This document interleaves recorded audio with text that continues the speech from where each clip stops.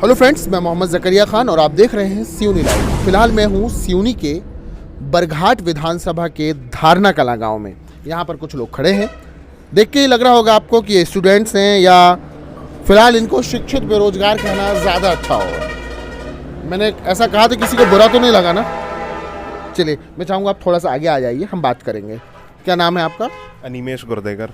क्या करते हैं आप? प्रिपरेशन गवर्नमेंट जॉब की। अच्छा, अभी भी उम्मीद है? उम्मीद तो है। नहीं तो कितने सालों से ये तैयारी चल रही है आपकी? 3-4 साल लगभग। 3-4 साल हो गए। हाँ, बैचलर्स में क्या किया आपने? इंजीनियरिंग। इंजीनियरिंग की है। हाँ। और जो गवर्नमेंट जॉब्स की जो आप प्रिपरेशन कर रहे हैं, ये किस किस तरह से शुरू हुआ, क्या हुआ, मतलब आपने क्या सोचा था और इसकी तैयारी में लगे? बस वही 19 में ग्रेजुएट हुए।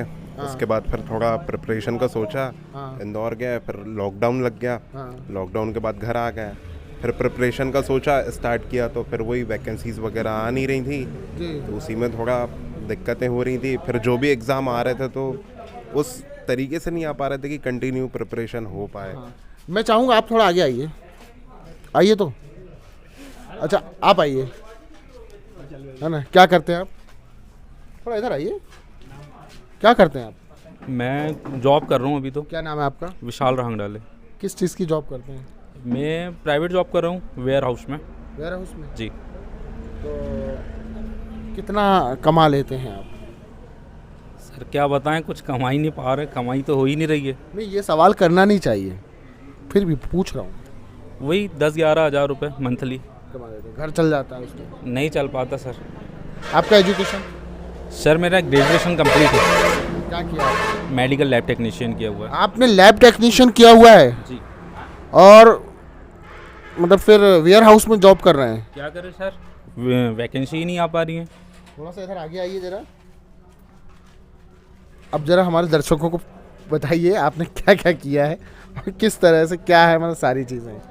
मेरा सर 12th बायो से है जी। और मैंने मेडिकल लैब टेक्नीशियन किया है, प्लस बीएससी भी मेरा कंप्लीट हो चुका है। लेकिन ये सब वैकेंसी आ नहीं रही है कुछ भी, और ये घोटाले के कारण मैं कुछ करने में असमर्थ हूँ। इस कारण से मुझे ये वेयर हाउस की जॉब करना पड़ रहा है। आप अभी बता रहे थे कि प्रिपरेशन कर रहे हैं। ये देखिए, इन्होंने देखा कि जॉब तो मतलब नौकरियां तो निकल नहीं रही हैं, इसलिए इधर लग गए। तो ऐसा कुछ दिमाग में आता है क्या?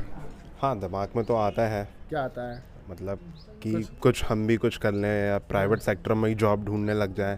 लेकिन फिर घर वाले भी बोलते हैं कि गवर्नमेंट जॉब करो, फ्यूचर सिक्योर है उसमें तुम्हारा। एक चीज़ मुझे ये बताइए कि जब ये पिछले कई दिनों से जब गवर्नमेंट एग्ज़ाम नहीं हो पा रहे हैं, नौकरियां नहीं निकल पा रही हैं, तो कुछ दबाव दिमाग में पैदा होता होगा कि यार ये कर लेते, वो कर लेते। लोग बोलते होंगे कि अब क्या कर रहा है यार, बोले मतलब कुछ एक दबाव, सामाजिक दबाव, मिलने वालों का दबाव, परिवार का दबाव, रिश्तेदारों के दबाव, कई तरह के दबाव होते हैं। वो जो एक कहावत चलती ना, 4 लोग, तो वो 4 लोगों के 4 दबाव होते हैं। तो क्या इस तरह का कोई दबाव होता है? हाँ, वो तो ऑब्वियसली होता ही है। बहुत ज़्यादा दबाव है, मतलब घर से भी, और कुछ जो अपने करीबी लोग हैं, रिलेटिव्स या दोस्त भाई लोग, वो भी कहते हैं कि यार कब से कर रहे हो प्रिपरेशन, अब तक कुछ हुआ नहीं है तुम्हारा, कैसा क्या कर रहे हो, देखो कहीं बाहर ही प्राइवेट जॉब वगैरह देख लो। ये सब सुनने मिलता है। आपको लगता है कि बेरोजगारी एक बड़ा मुद्दा है चुनाव का? बहुत बड़ा सर। हाँ? इतने स्टूडेंट आप खुद ही देख रहे हैं, इतने स्टूडेंट बेरोजगार हैं यहाँ पे। और ज़्यादातर डिस्ट्रिक्ट सिवनी में तो इतने हैं कि अभी यहीं पे बहुत लोग लड़के मिल जाएंगे जो बेरोजगार में हैं इस गांव में। जी।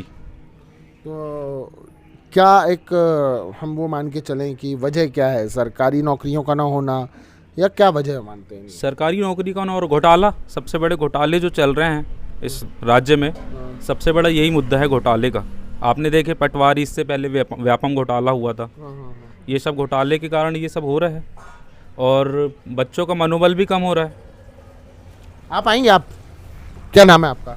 गगन रांग डाले। गगन नांग डाले। गगन जी थोड़ा आगे आइए। गगन भाई, मुझे बताइए क्या करते हैं आप?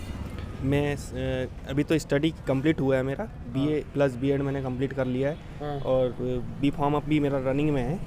और यही है, अब रोज़गार तो मिल नहीं रहा है, तो और दिनों दिन ये छोटा सा शॉप है, ये चल रही है अपनी, और बेरोज़गारी इतनी है कि कह नहीं सकते। यहाँ पर हर एक बंदे जितने भी हैं अपने, जो लड़के हैं, पूरे बेरोज़गार हैं। कम से कम 200 से 300 लड़के गांव के जो अभी मेरे साथ यहाँ पर जुड़े हुए हैं, पर अभी यहाँ अवेलेबल नहीं हो पाए क्योंकि किसी का खेती का काम है, किसी का घर के काम है, सब व्यस्त जीवन है उनका।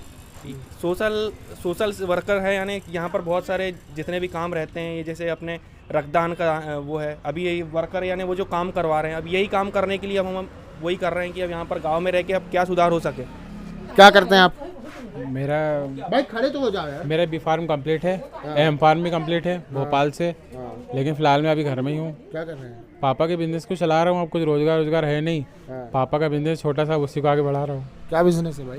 पापा का ढाबा है।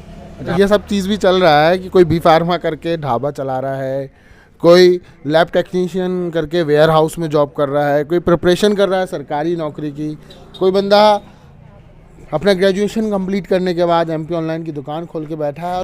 मुझे ये बताइए कि इस पूरा जो ये जो बेल्ट है, इनमें जब हम लोग चुनाव आ गया वोट डालने जाएंगे तो क्या होता है ना, जब बंदा वोट डालता है तो दिमाग में कुछ चल रहा होता है और वो सोचता है कि ये जो चीज़ है हुई है या जो चीज़ नहीं हुई है ना, बस ये मेरे लिए मुद्दा है, ये काम होना और ये काम का ना होना, और इस मुद्दे पे मैं वोट डालूंगा। तो इस बेल्ट में मुद्दा क्या होगा चुनाव का?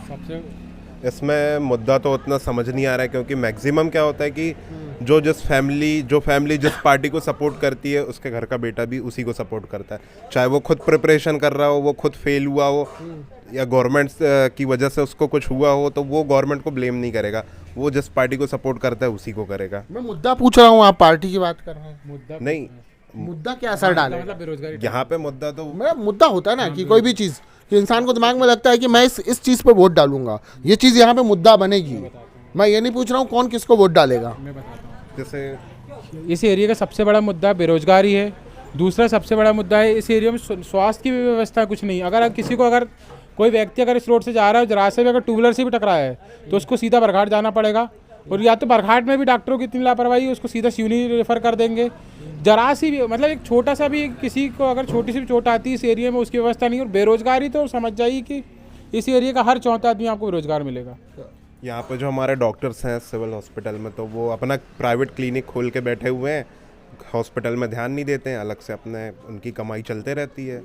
आप क्या कहेंगे, क्या है मुद्दा? थोड़ा इधर आ जाइए, बहुत दूर हो गए आप लोग, थोड़ा इधर आ जाइए। हाँ, क्या है मुद्दा?